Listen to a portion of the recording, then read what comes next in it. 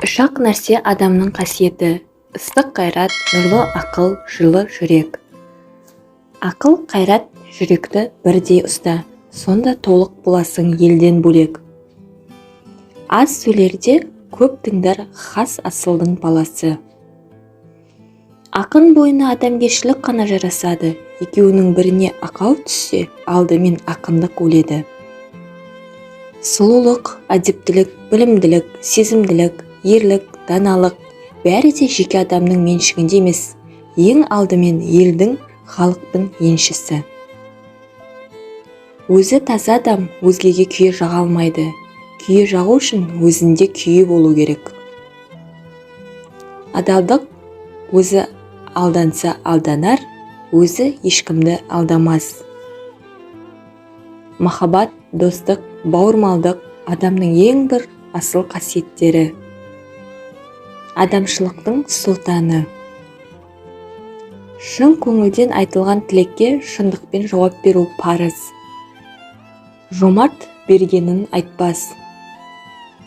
Ел адамымен сөйлессең, ауыл аймағын айтады. Қала адамымен сөйлессең, үйіндегі жиған тергенін айтады. Қыр адамымен сөйлессең, бота менен тайлағын айтады.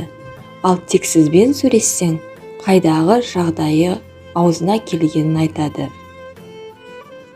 Адамның басшысы ақыл, жетекшісі талап, шолғыншысы ой, жолдасы кәсіп, қорғаны сабыр, қорғаушысы мінез.